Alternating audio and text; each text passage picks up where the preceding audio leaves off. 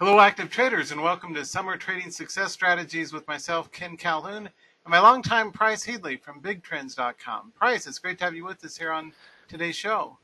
Hey, Ken, great to be with you as well. Always fun. Yeah, now Price will be going first for the first half hour. He's a brilliant technical analyst and knows his stuff. I remember being completely impressed when he was speaking on ADX at the Dallas Money Show event many years ago. It was a standing room only crowd, and I stayed the whole time because I just couldn't get out of my seat. It was so good. So Price is a brilliant man. He knows his stuff. He's one of the best guys out there. Let me read a quick disclaimer, then I'll introduce Price, and we'll get underway. By watching this, you do not make actual trades. All information is for educational use only. We don't make any advice or recommendations about what to buy, sell, or hold. Now, Price Headley is, let me start off. Price Headley was inducted into the Traders Hall of Fame in 2007, and he's the founder of BigTrends.com, which provides investors with specific real-time stock and option strategies and investment education. Price appears regularly on CNBC, Fox News, and Bloomberg Television, and in a lot of different print and online financial news outlets, including the Wall Street Journal, Barron's, Forbes, Investors Business Daily, and USA Today. Price also speaks regularly to investment audiences worldwide. It's great to see you with us here today, Price. Let me turn the presenter control over to you and take it away.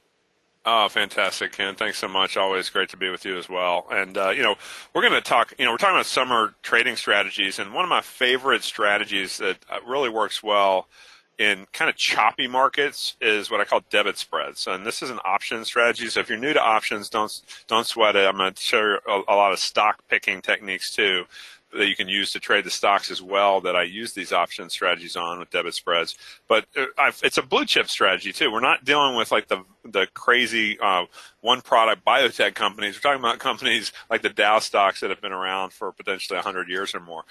Just a quick disclaimer that everything I'm sharing with you is for your information education only here, even as I look at some current market opportunities towards the end of my half hour before Ken kicks in with his half hour.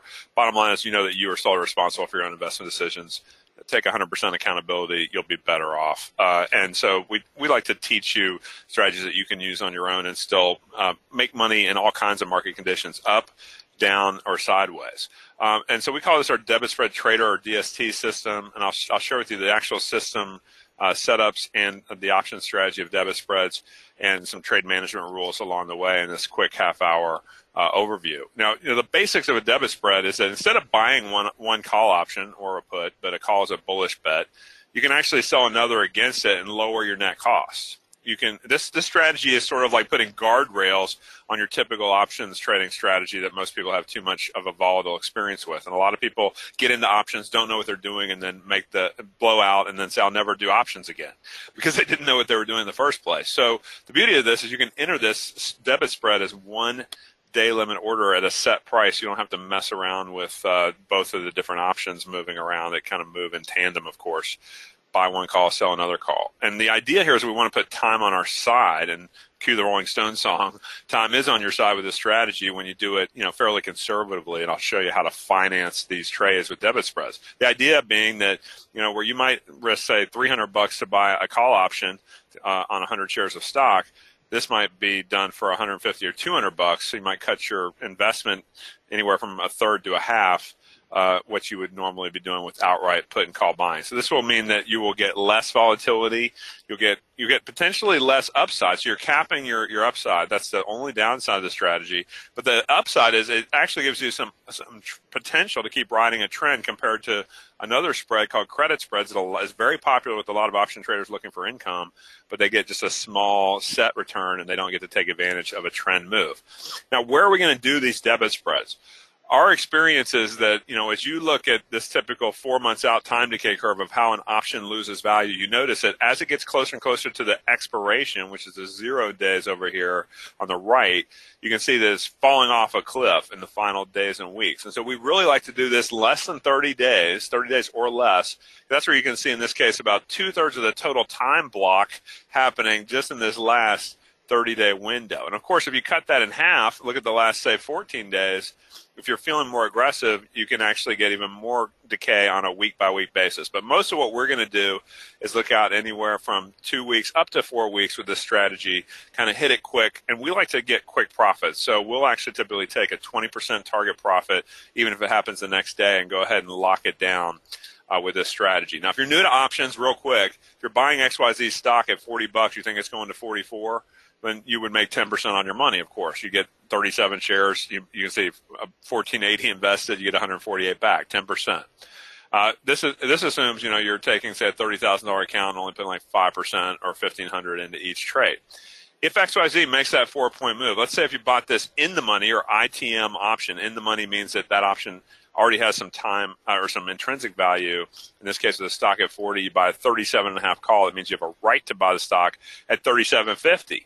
That's worth $2.50 intrinsically, and you're paying $3.10 on the ask for it when you buy that option. That means that only $60 of that $310 to control that 100 shares is only $60 of that is time risk, meaning that if this thing doesn't move at all and stays stuck at 40, you're losing about 20% or just under that in your investment. And we can actually put that by selling another option against it and actually get more than that $60 back by, say, selling a 41 call just overhead and give ourselves some upside. The amazing thing, of course, about options is that if you get that move, stock goes up 10%, what's your option going to be worth?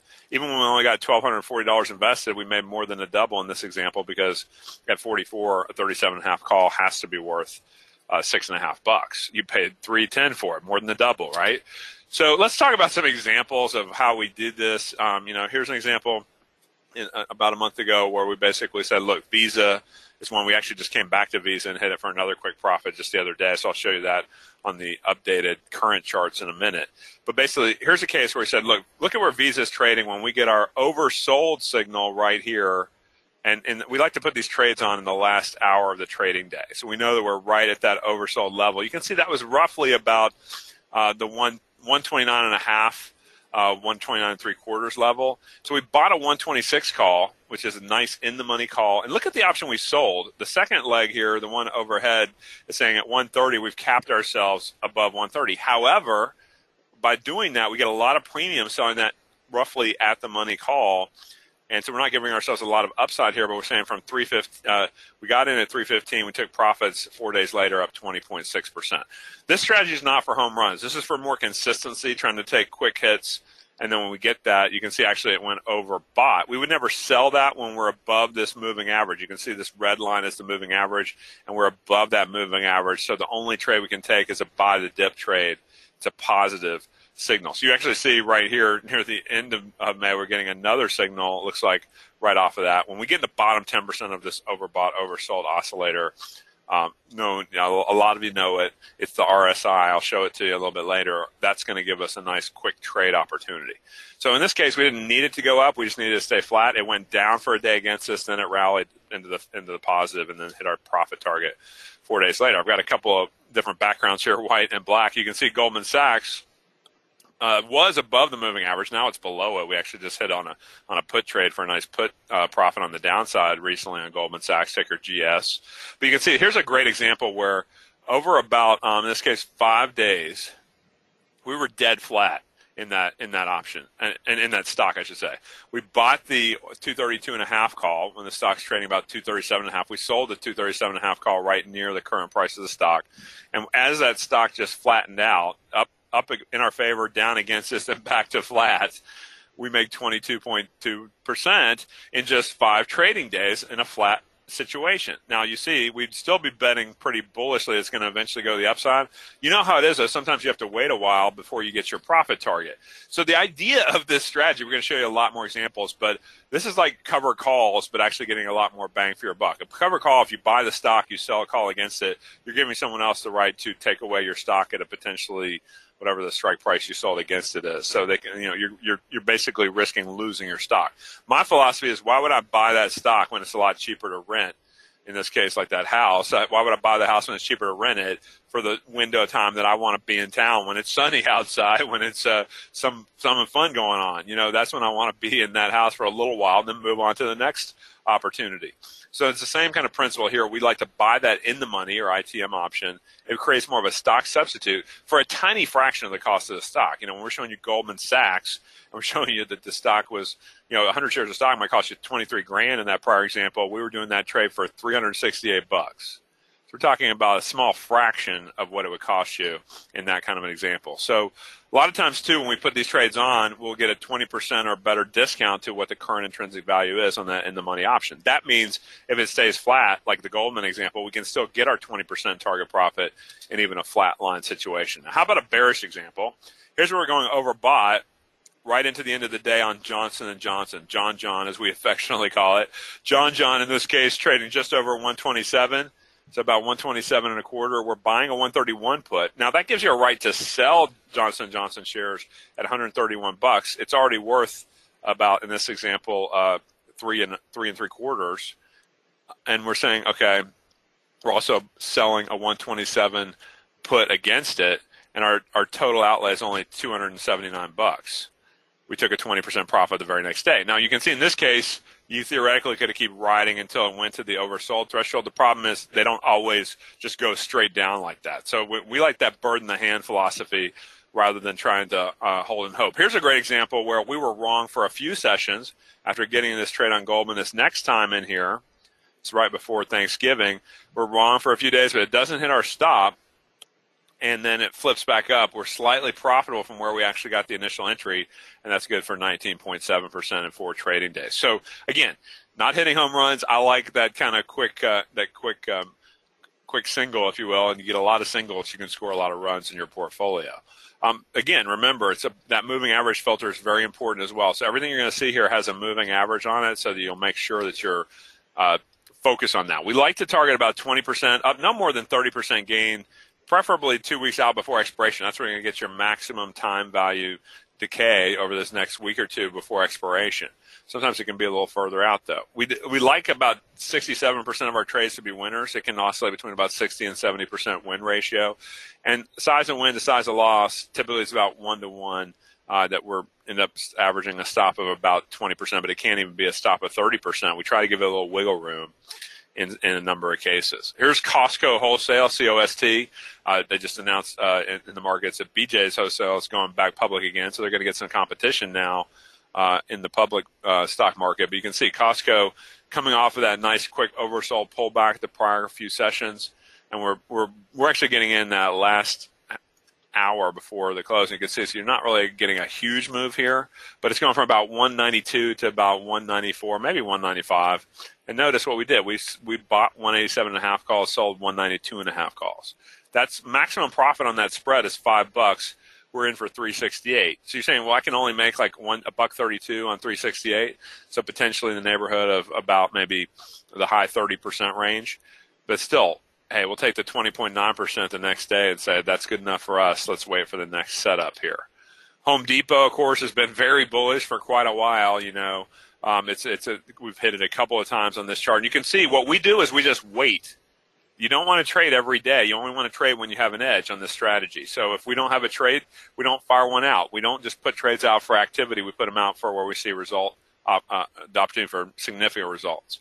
22% 3 days later on the first one, and then another 5-point spread differential where we made 32.5% the very next day. So you can see how quick these things can turn and flip coming off of an overbought, or in this case, oversold market. Now, notice we didn't get into those because we already had other positions, but those other couple of oversold signals, including the one at the start of the new year, were great. I mean, you saw nice flips to the upside or at least flat. So it's telling you that it shouldn't go down very much anymore. Here's a more recent example of Home Depot back in March. And here's a great case where we're getting in near the end of the day here. Stocks trading about, you can see, almost to 180. We're being very conservative here, buying a 172.5, selling a 177.5 call. That one's actually in the money. Kind of functions like a credit spread at that point where we're not giving ourselves any upside, but we know we can get a quick profit if it just stays flat, much less in this case rallies on the 2-day rally after being down a little bit against us the first day, up 20% 2 days later. And sometimes you're close, but no cigar. So you can see we're not quite getting signals when we're getting close to an oversold threshold because we're picky. We want to be in the bottom 10% of the readings. So, or in this case, on a Disney actually shows you a bull and a bear and then a bull. Here's where it was below the moving average. You see the moving average is negative on the left side of the chart. We go overbought on a bounce, and then we're betting on the downside. We bought a 104 put, sold a 100, and it pops down to 100 from about maybe 101. We get 21.9%. Now Disney's improved. We're above the moving average waiting for the dip. And you can see now we get it as we come back in here right off of that low. You can see how many times it marks a pretty good turning point. You can see the prior example right around Christmas. It went down for a couple more days before the big rally and the start of the new year. We caught it that next phase as it came down into that next little quick oversold threshold. 3M, another one that didn't do much. Down, then up. You can see up a little bit from where we got in and still good for 25.4% in 3 trading days. So this is a strategy. I'm going to show you a couple of current examples that we've just booked here in the last week or so in a few minutes. But basically, this is a strategy where if you're patient, you can see how quickly you can get those results. So, the idea here, let me actually talk about a couple of these examples here and actually show you a couple of charts real quick. So basically, when I go in here and I say, okay, let me pop up I like to use TradeStation, but Thinkorswim, I use that a lot too. There's a lot of great platforms out there. So let me just pull up right here. Okay, a couple of examples. Now I look at a lot of different things. So I'm sharing my TradeStation screen here real quick. And look at Visa. As we just came in, Visa's been one of the best names for us. And how do we know that? Because we can also go back in TradeStation and we can say past performance is not a guarantee of future results. But if you go to the View Strategy Performance Report here and you say, how's this thing done on Visa? Well, the bullish long trades have been very, very profitable, 67.9% win rate. The short trades have been profitable as well, just not quite as profitable because Visa is such a strong uptrending stock. But you look at the equity curve, this goes back in this case to 2008, so a 10-year look back, and you see these green dots. I mean, it's had a lot of good trades through this last window since that low back in 2011. So you're going to be real confident when you're trading something like Visa, but you shouldn't ever load up. It doesn't matter how good your edge is. You should never load up. You should just be real consistent with your capital allocation. So this RSI got oversold in the bottom 10% of readings back here in the market pullback back there on Monday. So Monday's close. A lot of stuff got pounded Monday. We've got our Donchian channels on the upper panel. We've got our percent R and CCI trend-based indicators. So this RSI is much more of a classic summer strategy kind of an indicator.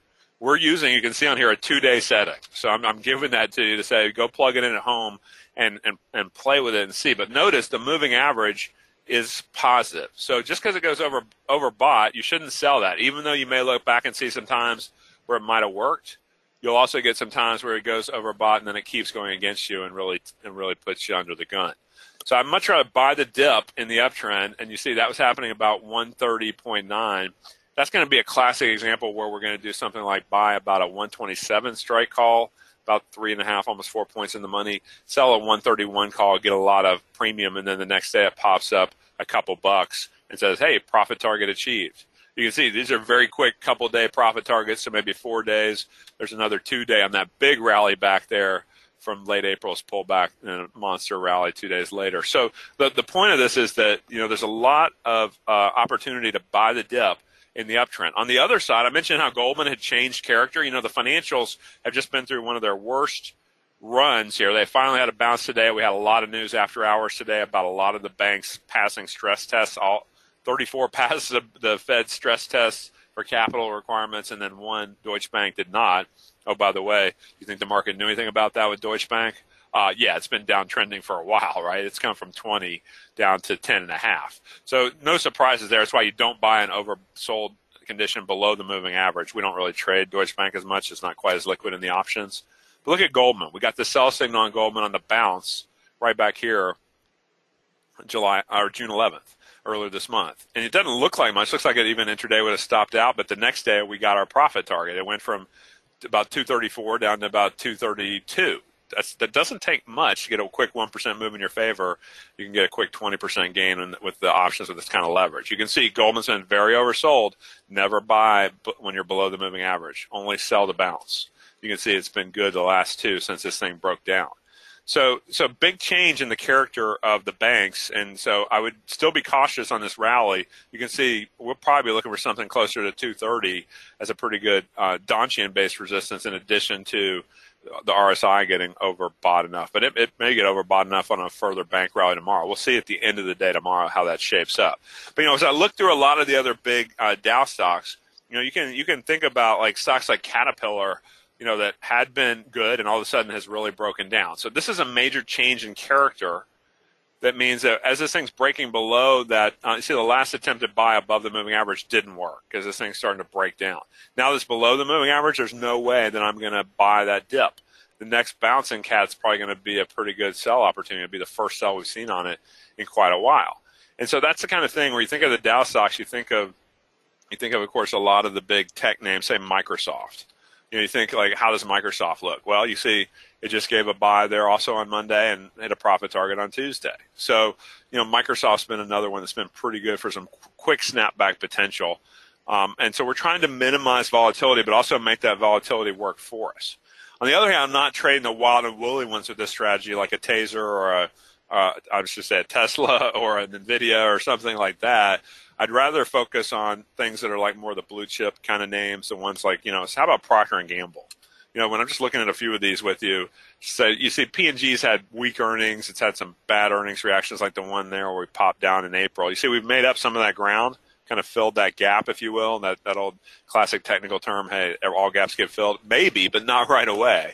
But it looks like it's kind of filled that gap. We're below the moving average. We're getting sell signals. That one would be a candidate for me to consider something like an 80 put or 81 put to buy, and then like a 78 put if you're conservative to sell, and you're not giving yourself a lot of potential per se. But for example, right now, if you looked at just for example, the July monthly options that have like about almost 3.5 weeks to go before they expire, those, if I was looking at the 78 put, for example, out there, that's still got $1.44 last trade, $1.51, $1.50 of potential time that you can eat up and profit from, even if the stock doesn't move at all. So it's like you start putting that time premium in your pocket, and a lot of times you can still give yourself some really good upside as well.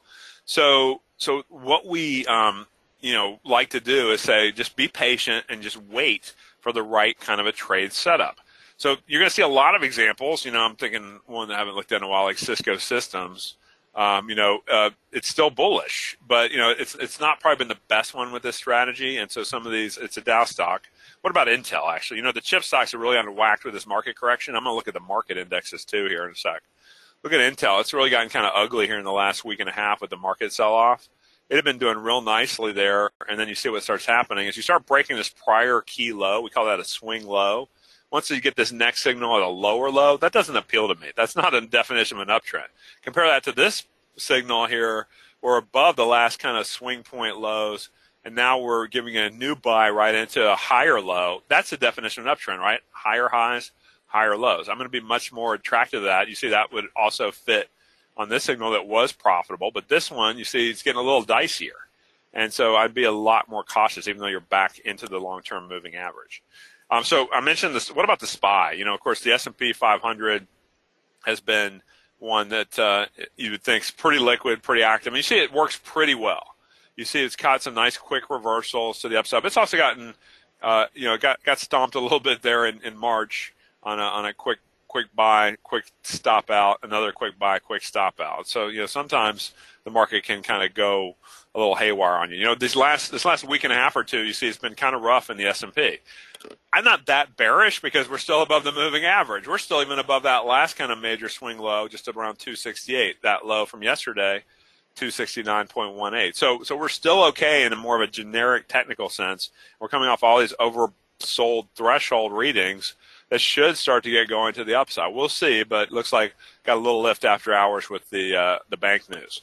So you can do this on other vehicles, like gold's had a big breakdown. You see the GLD, we were getting sell signals right before this big trend to the downside. So again, don't be a sucker and try to buy an oversold market when it's breaking down. You say, look, I'm just going to wait for the bounce. There was the last bounce, got a quick 2-day profit, and then you get back to the sidelines. So even if we might miss a bigger move, it'll try to keep you on the right side of that major trend and act accordingly. So, essentially the way that this works is you can pretty much apply this to just about any vehicle you might want to trade and really turn it into a nice little swing trading vehicle. So, from the standpoint of, if you're thinking about some of the other, names I might typically trade, I'm thinking besides the Dow stocks, I'm thinking about, I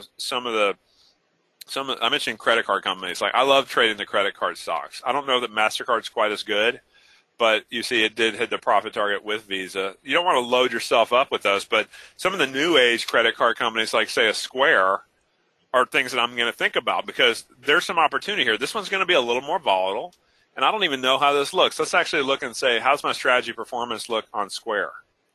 If I go in and look since 2015, around the time of the IPO, it actually went down a little bit after the IPO, and you see that wasn't that much of a give back compared to what the stock did. The stock had a pretty good haircut until Jack Dorsey, the Twitter founder, who also founded Square, got more involved there as well. But you can see essentially making new equity highs. And, of course, most of that's probably going to be on the bull side. And you'll see this sometimes. It's all the profits are on the bullish side. The bear side doesn't work.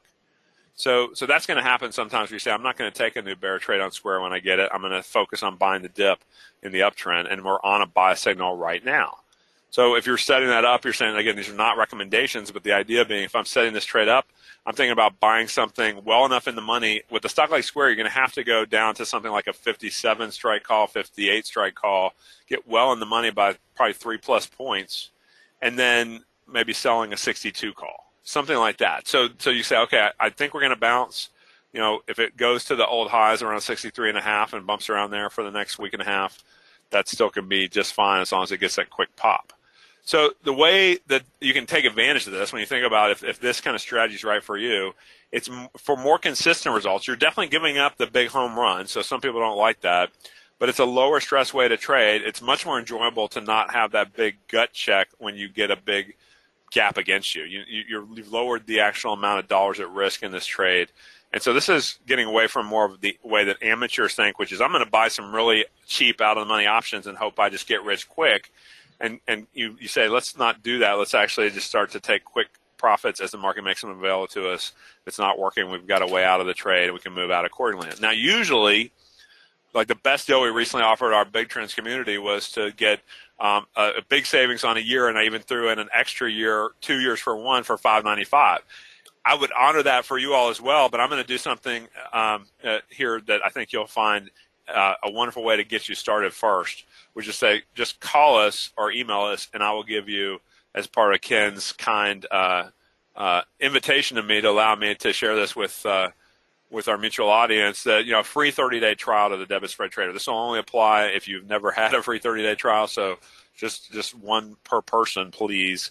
But just to say, hey, let's take a zero-risk way, no credit card, just basically call us or email us. You see, 1-800-BIG-TRENDS is a really easy number to remember. Our website's bigtrends.com. So call us toll-free at 1-800-BIG-TRENDS during normal business hours, or you can leave a message if it's after hours. And then you can also email us and say, I want that 30-day trial that Price offered on called the Debit Spread Trader. Email clientcare@bigtrends.com. So from that perspective, say, look, you don't have to pay $1. You can just try it out for 30 days. That should give you in the neighborhood of about 8 trades. Somewhere 6 to 8 trades, I call it. That give you enough trades to start to get a flavor for how nicely these can work, how we manage them when they don't, and allowing you to start to gain confidence in taking a more consistent, steady summer trading strategy and beyond summer. I mean, this works through all kinds of markets. And frankly, if your worst case scenario is that you kick yourself because it went on even to bigger profits after you took that 20% profit, I can handle that. If you can handle that, check it out. Call us at 800-BIG-TRENDS or drop us an email there at clientcare@bigtrends.com. I want to make sure Ken gets his full half hour, so I'm going to hand it back over to him. I'm excited to hear what Ken has to share. Ken has been doing this as long as I have, for several decades plus, and he's a great educator and he's a great trader. He's always taught me a lot looking at things like average true range, and he likes ADX like I do and a lot of other tools. So Ken, let me hand it over to you and say I can't wait to see what you have to share with this as well. Oh, thanks so much, Price Headley. You're one of the best guys in the whole industry to learn from, so highly recommend him because he's brilliant. He's one of the most fascinating guys to learn from, and his strategies are outstanding. So Absolutely recommend Price Headley at BigTrends.com. I've known Price for many, many a year, and he's one of the best guys out there. So thanks so much. I appreciate it.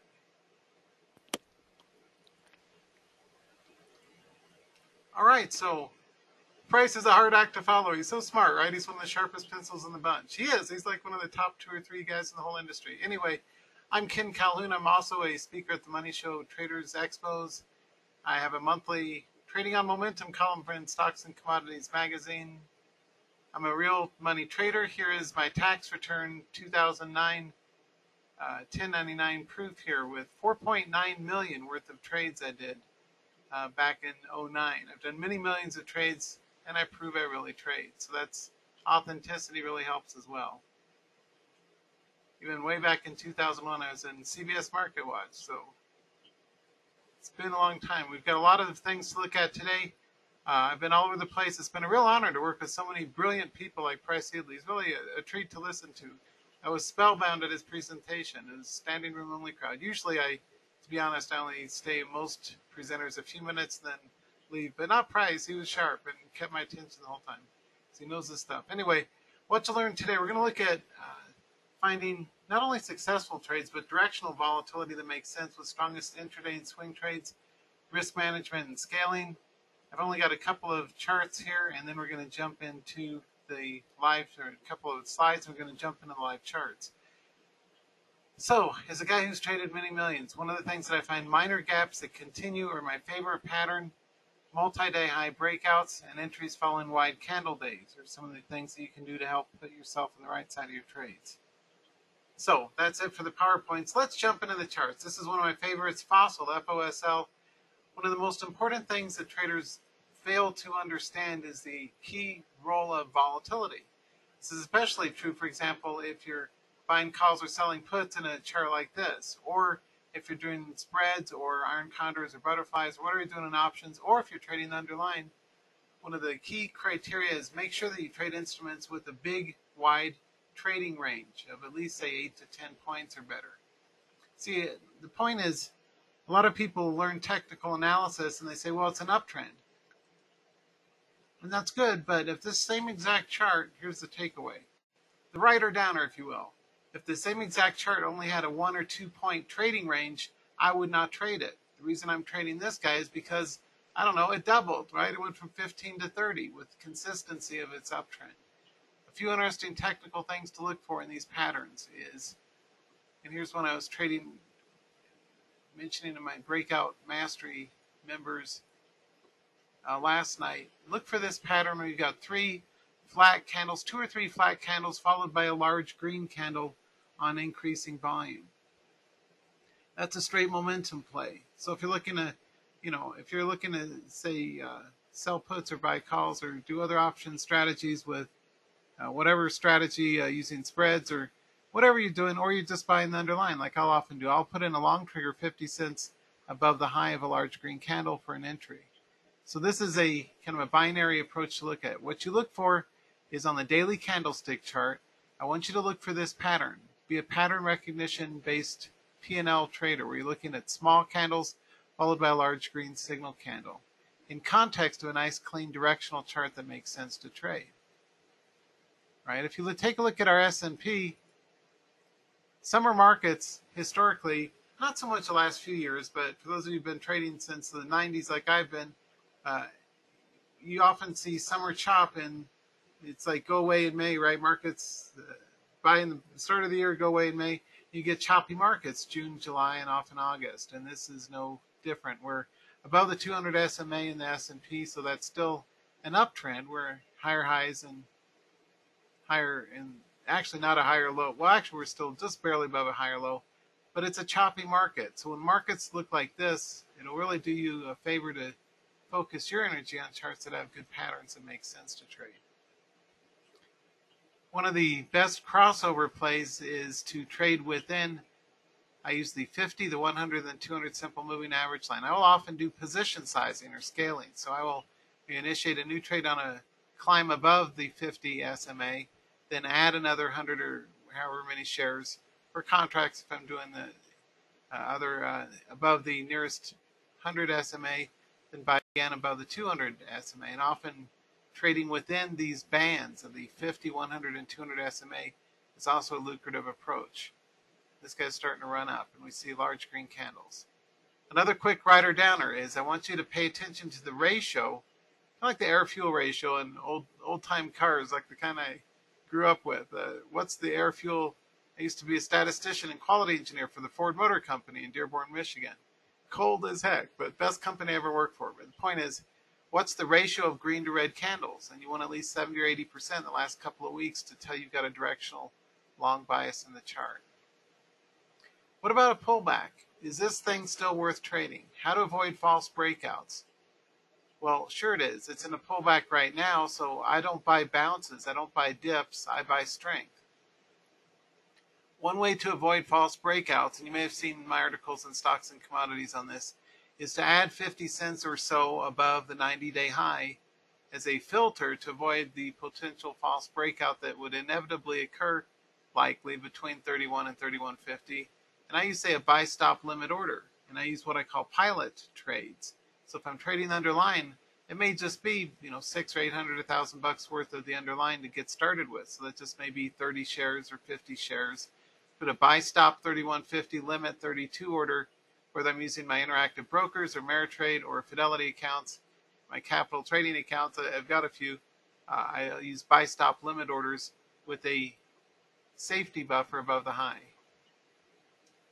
Now, one of the things that I spent my life the last 20 years figuring out is the difference between breakouts that work and false breakouts to avoid. One thing that I always like to look for is to buy within the 10-point trading ranges. So between, say, the 20 and the 30, that's kind of a decade approach. So buy 21, 22, sell 28, 29. You can always rebuy up at new highs. You want to look at the extension of the pattern as well. I seem to have a technical glitch here. Never had my charts do that before. Right in the middle of my presentation. My apologies, folks. It looks like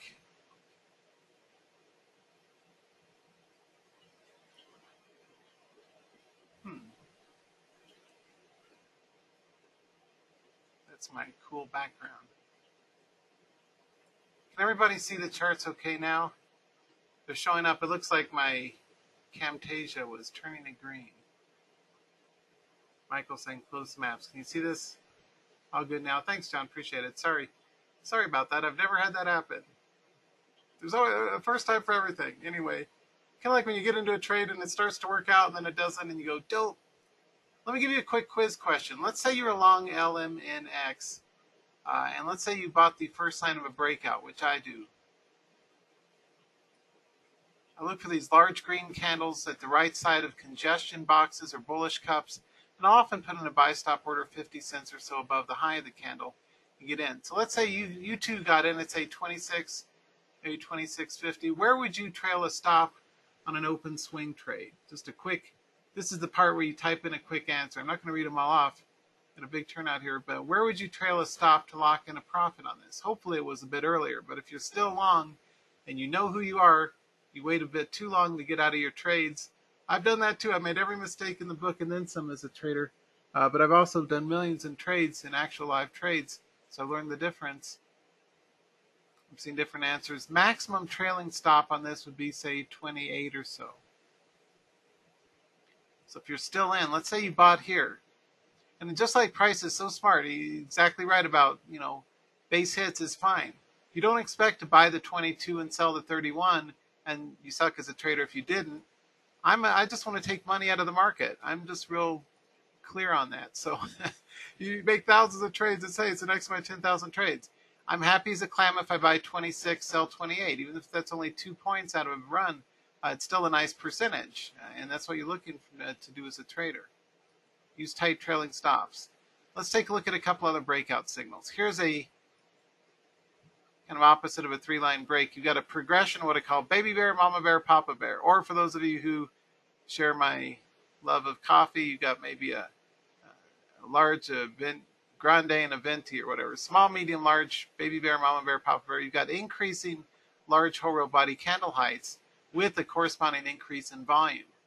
And so what I'm hoping to teach you in this brief amount of time we have together is how to spot momentum breakouts in progress that can actually potentially make you a really good trade setup for your entries. So it's all about looking for charts with big ranges, tight, clean charts using tight stops. My biggest winning trades have come from these types of charts where it's not pop and drop penny stocks. It's really stupid to trade really cheap stocks. There's an unfortunate preponderance of people trying to think they're going to make millions of dollars trading penny stocks. Hint, Sparky, that's not going to be you. You're not going to make millions trading penny stocks. If you look at, say, your percent gain list, and you look at some cheap stock like this guy, this would be a really stupid instrument to trade and you just get in trouble, right? Just because it's cheap, the cheapest stocks have been the most expensive to me in terms of stop losses I've taken. Let's buy the balance. Here, derp.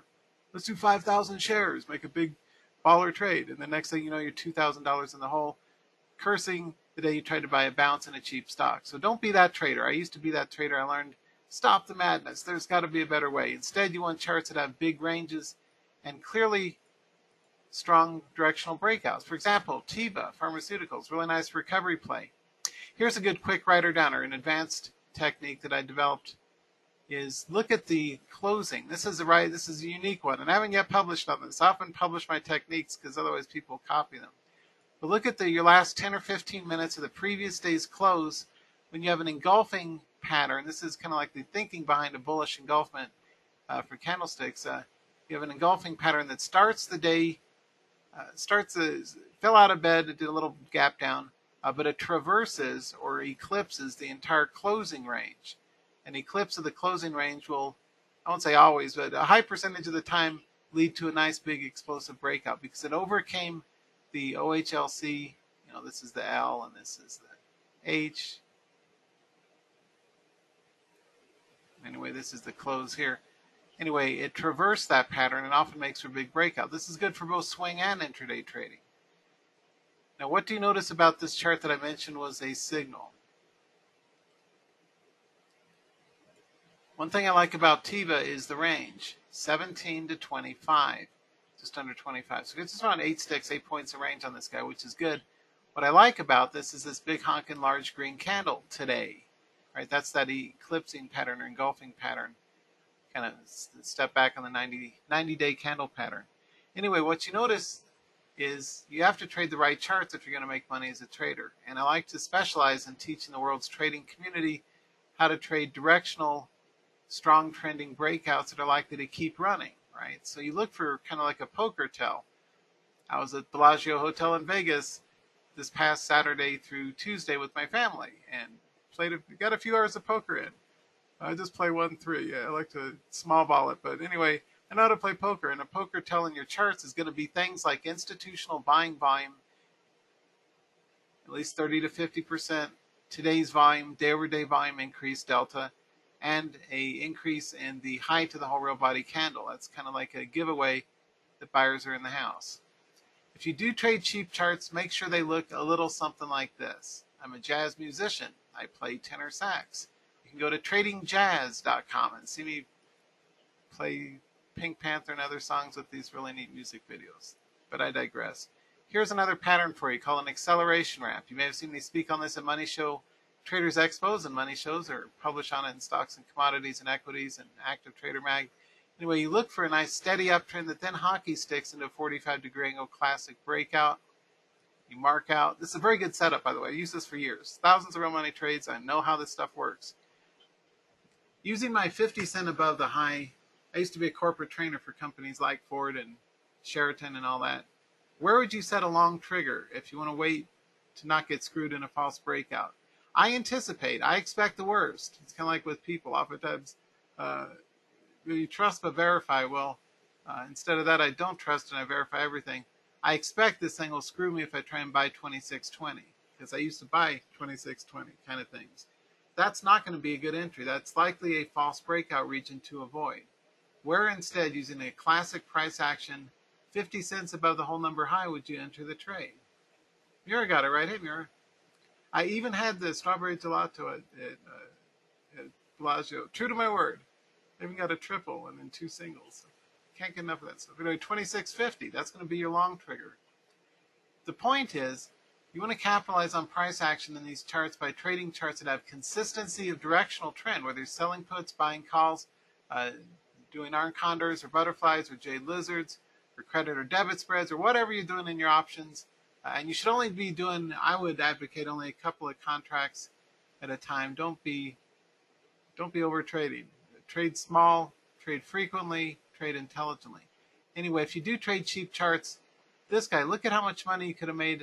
Have only had traded it going from 7 to 25. It's a triple stock. It tripled. The key is it did so without any major pullbacks. The thing about a lot of the inexpensive stocks that makes them unsuitable is they're choppy, up and down, haphazard. You tend to get on the wrong side of the trade more often than not, unless you find charts like this that have good directional volatility that you could have traded successfully. There's nothing to say this guy won't go to 50, right? If you remember Netflix and Nvidia, I was buying Netflix back when it was under 100 a share. I think I sold 104. Still kicking myself. Don't worry, the trend is your friend, and it can keep running up sharply for a long time until it doesn't. Like Twitter, right? Twitter ran up nicely. Tweet this, baby, but boom, shakalaka. We're in a downtrend. I mean, technically we're still in an uptrend, but immediately, the last couple of weeks, the ratio of red to green candles looks like a freaking Christmas tree. Stop the madness. We would not be buying in here. Morons would be buying in here. Professional traders, here's another quick rider downer. Earliest possible long on this guy would be, say, 48.5. And that's risky. That's pushing it. Another rider downer is, and I wrote an article for Stocks and Commodities on this, don't buy anything with a 9 in it. That looks expensive. Professionals like me are selling the 8s and the 9s. Things priced within the 10-point window, I'll often buy a 41 or 42 and sell a 47, 48, maybe the 49. I never pay up at a 49. I would instead wait until this guy breaks over 50-50 to get long Twitter. In the meantime, I stay clear. How about this one? A bullish lower shadow, not quite a hammer, but it is a bullish lower shadow near a major moving average, and it led to a run from 34 to 38.50. This would be a really stupid place to buy USFD. I want to keep you guys safe and keep you whole, out of trouble, right? Because this chart is very likely to stall near the 39 and 40. So the earliest I'd buy this would be 40.5 with a small size trade. How about this guy? Gaps tend to continue frequently. Sometimes they won't. You'll get a gap reversal and a gap fill. And often the gap fill will then lead to a reversal. But more often than not, gaps continue. And you can see a large green candle that pierced a moving average line that led to new buyers. That's what I was talking about earlier. Got a crossover here. Not quite a golden cross. I don't know what a 50 to 100 crossover is. We'll just call it a 50 to 100 simple moving average cross, which is a bullish sign, and that led to a nice gap up a couple of sessions later up to 25, 26 region. So this guy's in play. This is a chart that has a nice 45-degree angle volatile momentum going from 19 to 26. So a nice 7-point run in web. How about this one? What's the saving grace of this cube chart? Always be on the lookout for bullish cups. You often find this pattern where it'll try once, it fails, it comes back again, and then on heavy volume, it does the breakout above previous resistance. That cup pattern often will lead to new highs. You see another cup here that had you bought above the high would have worked out fine. The signal I'm looking at in this chart right now is a large green candle. If you zoom in on, say, the 15-day chart, you can see that was a big up day for it just a couple of days ago. So it may well be good for another play somewhere over the whole number, over 33. So figuring out which charts are actually worth trading versus everything else is one thing I urge you to spend a bit of time on, so you can give some consideration to charts that will beat the market. Because with an S&P that looks like this, you got to pick charts that instead go something like this that you can actually do well with. What about intraday? What's hot today? There's a cheap penny stock that made a recovery, HMNY. The best charts for intraday trading are 2-day high breakouts, not bounces off of lows.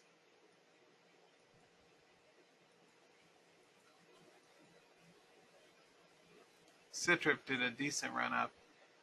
Previous day's high here at 47.50, ran up to 48.50 for a 1-point run, then started to pull back. Still not my favorite types of charts.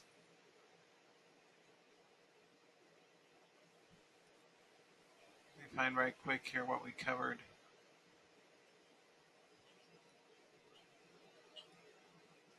Today in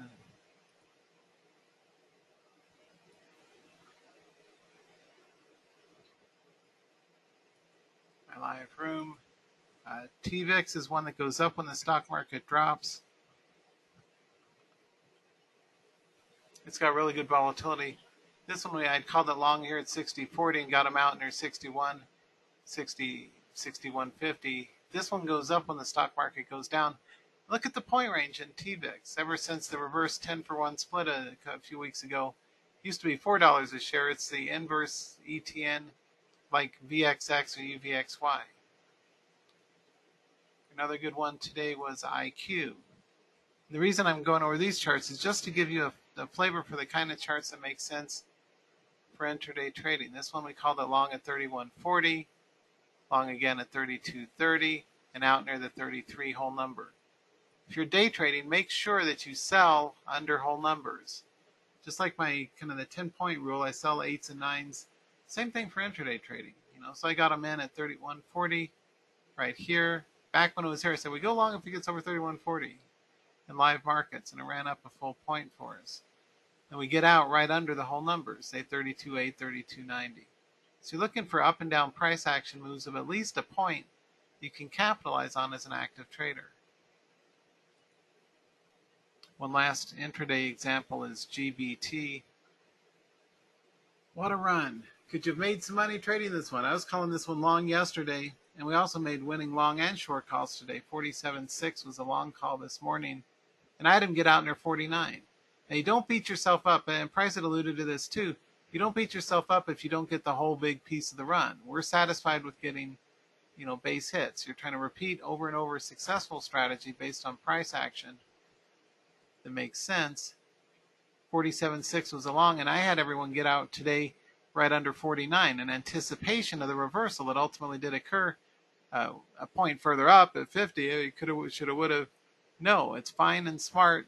If you are trading something that's inside the previous day's trading range, you should always be looking for exit stage left into resistance. Sell into the buyers so they're still around.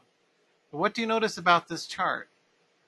I like at least 15,000 shares per minute or more for liquidity and volatility. You want to use a nice clean tape like the one I use at Trading the Open for everybody. I guess we can close that. So you can follow time and sales in real time as price is running for you. I founded the original Day Trading University back in 1999, nearly 20 years ago.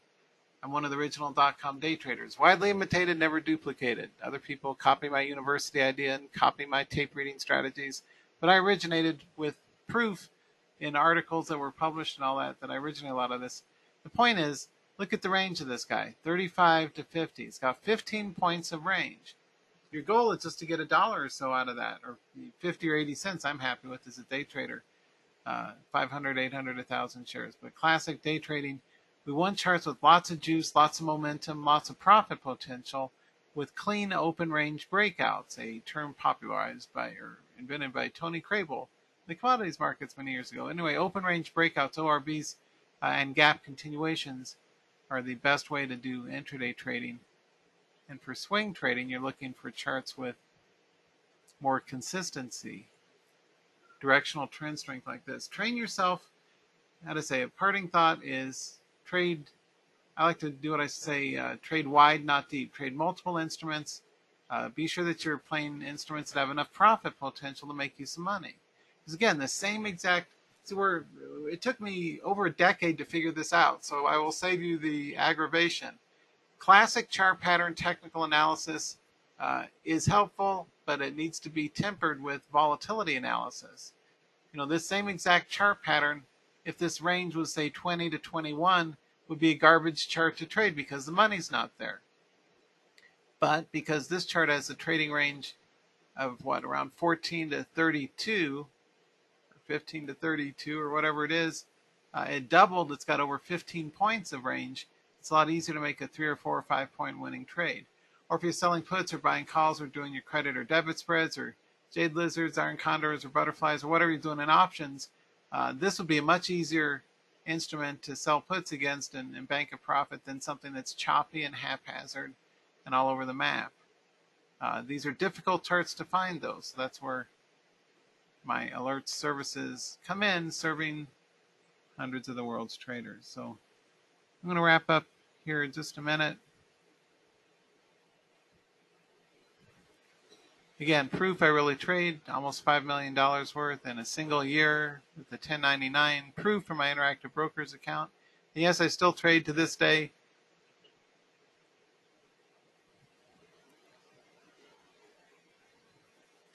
Putting it all together, your trading action plan. Figure out which entry patterns that Price and I have covered that you want to trade with stops, targets, and exit signals. Develop some kind of a profit-taking plan. Remember, much like exercising at the gym, winning P&Ls need to be reinforced every single week like exercising a muscle, right? I don't know if you agree with me or disagree with me on this, but I think at the end of the day, your goal is simply to take more money out of the market than you give back. If you're one of those traders who hides their trading losses from their spouses, and you know who you are, you might have a trouble. You might have a problem, kind of like that. You might be a losing trader if. Well, you should not be concealing trading losses. You should be doing paper trading until you can get consistent. And then if you're trading options, maybe 1 or 2 contracts. If you're trading stocks, 100 shares or less, play small, play it smart, and take action. If you want to join me for one of the industry's top, most popular free Saturday webinars, they're only 20 minutes long from 10 to 10:20 a.m. Eastern.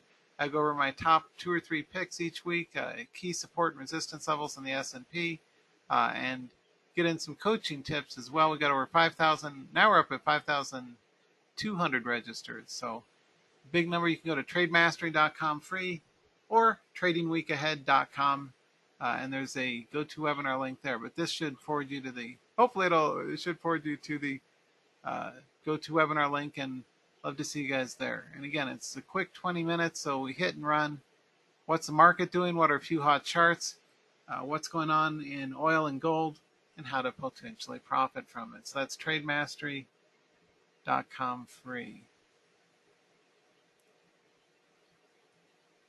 Price's gold chart has me curious now. I'm assuming dust is up, right? Yeah, it's trying to go up. If our gold instruments, I trade Gold Corp, GG, when it goes up. If our gold instruments are going down, then the inverse, like dust, goes up. So be a contrarian on occasion and look for opportunities out there. And be sure your trading charts that go like this, that have good, strong directional volatility, volume, and trade potential, so you can make a go of this thing. So again, I'm Ken Calhoun, trademastery.com. Be sure to visit my site. Also visit Price Headley's site at bigtrends.com. And you can join me for my Saturday webinars every single Saturday for years and years. I first started doing these back in the year 2001, so since the dawn of time. Y'all have been amazing. Thank you so much for being here. I will get the video up to the YouTube channel, and the GoToWebinar will email you with the information on that, so you can look at that. So, thanks. Yeah, I'll say, I hope this presentation is being recorded. Yes, it has been. Thanks everybody for being here. Appreciate it.